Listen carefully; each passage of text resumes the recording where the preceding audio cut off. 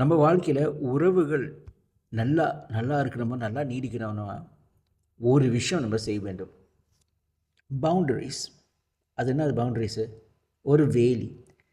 இந்த உறவில் இவ்வளோ தான் நான் போக முடியும், இந்த உறவில் நீ இவ்வளோ தான் வர முடியும் என்று ஒரு ஒரு லைன், ஒரு கோடு மாதிரி, இதுக்கு மேலே ஆகாதுன்னு சொல்லிட்டு ஒரு பவுண்ட்ரி இருக்கணும்.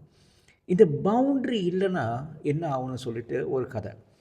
இந்த கதை நிறைய பேருக்கு தெரிஞ்சுக்கலாம்ல, பட் உங்களுக்கு தெரியலன்னா I'm sure you like it. So ஒரு ஊரில், ஒரு கிராமத்தில் வந்து ஒரு ஒரு கோயில், அதாவது அந்த கிராமத்தின் எல்லையில் இருக்கிற ஒரு கோயில், ரொம்ப சக்தி வாய்ந்த கோயில்.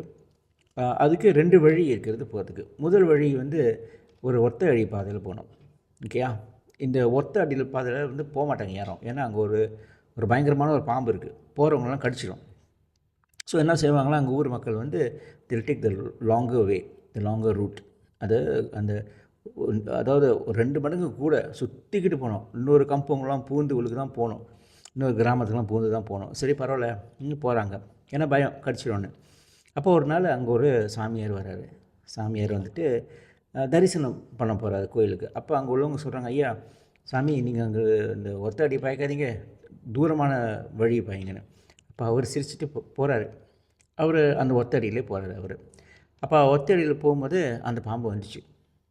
பாம்பு வந்துட்டு ஆனால் அவருக்கு இந்த சக்தி வாய்ந்த ஒரு இந்த சாமியார் அவர் சொன்னார், பாம்பு நீ ஏன் எல்லாத்தையும் கடிக்கிறேன்னு.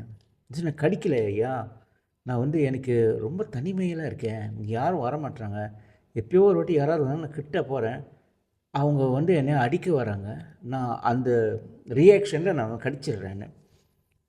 அப்படியா, நீ என்ன செய், நீ வந்து கடிக்காத இனிமே, அப்போ நீ பாரு, உனக்கு நிறைய பேர் உனக்கு ஃப்ரெண்ட்ஸ் ஆகிடுவாங்கன்னு சொல்லிட்டு போயிட்டார்.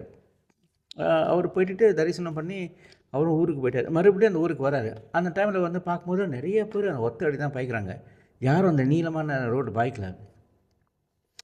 ஸோ இவருக்கு சந்தோஷம், ஆஹா நம்ம சொன்ன மாதிரி பாம்பு கேட்டுச்சு, கடிக்க மாட்டேதுன்னு. ஸோ அவரும் அந்த ஒத்த அடியில் போய் பார்க்குறாரு. பார்க்கும்போது பாம்பை காணோம், ஒரு இடத்துல காணோம் பாம்பு. தென் ஒரு புதரில் பார்த்திங்களா, பார்க்கும்போது அந்த பாம்பு சாவர நிலைமையில் இருக்குது, சரியான அடி, அங்கங்கேயும் அடி, இட்ஸ் அபவுட் டு டை.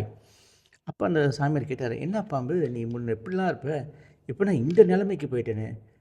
சாமி நீங்கள் தான் சொன்னீங்க வரவங்களை கடிக்கக்கூடாதுன்னு, அதனால் அவங்க கிட்டே வரும்போது நான் வந்து பேசாமல் தான் இருந்தேன், ஒன்றுமே பண்ணல, ஆனால் என்னை இந்த மாதிரி அடிச்சுட்டாங்க, இப்போ நான் சாவர நிலைமைக்கு போயிட்டேன்னு.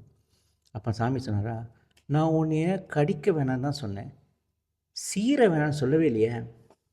இப்போ உனக்குன்னு ஒரு ஒரு அபாயம் வருது, நீ சீர வேண்டும், கடிக்காத, ஓகே ஃபைன், ஆனால் நீ சீரணும் இல்லையா. ஸோ இது நம்ம உறவுலையும் அந்த மாதிரி தாங்க. When you don't set boundaries. இப்போ ஒரு ஆள் வந்து என்ன வேணால் சொல்லலாம், அவங்கள அசிங்கமாக பேசலாம், அவமானம் படுத்தலாம், மற்றவங்க முன்னுக்கு தாழ்வாக பேசலாம், நம்ம எதுவும் பண்ணல வச்சுங்க, நம்மளுக்கு ஒரு வேலி இல்லை. இங்கே பாரு, நீ இந்த மாதிரி நான் பேசக்கூடாது சொல்ல முடியல வச்சுங்க, எல்லாத்தையும் கொடுங்க நான் எடுத்துக்கிறேன்னு வச்சுங்க, நீங்களும் அந்த பாம்பு மாதிரி அடிப்பட்டு தான் இருப்பீங்க. ஆமாம், ஒரு பவுண்ட்ரி வேணுங்க உறவில். இது வந்து திருமண வாழ்க்கையோ, அம்மா அப்பாவோ, உடன் பிறப்போ, வேலை செய்கிறவங்களோ, ஸ்டூடெண்ட்ஸோ, ஃப்ரெண்ட்ஸோ, யாரானாலும் ஒரு பவுண்ட்ரி இருக்கணும், இந்த வேலி இருக்கணும். சும்மா நீ சொல்கிறது நான் கேட்டுட்டு நீ என்ன வேணால் சொல்லலாம், நான் எல்லாம் தலையாட்டிக்கிட்டு பேசாமல் இருக்கிறேன்னா அந்த உறவு நினைக்காது. அதில் வந்து உங்களுக்கு தான் பாதகம், அந்த பாம்பு மாதிரி கடைசியாக. ரைட். ஐ ஹோப் இதில் உங்களுக்கு இந்த இந்த கதை வந்து நிறைய விஷயங்கள் இருக்குங்க. இது சும்மா இந்த பவுண்ட்ரிஸ் மட்டும் இல்லாமல் நிறைய விஷயங்கள் இதில் பேசலாம். So to share to people and I hope you like it. வணக்கம்.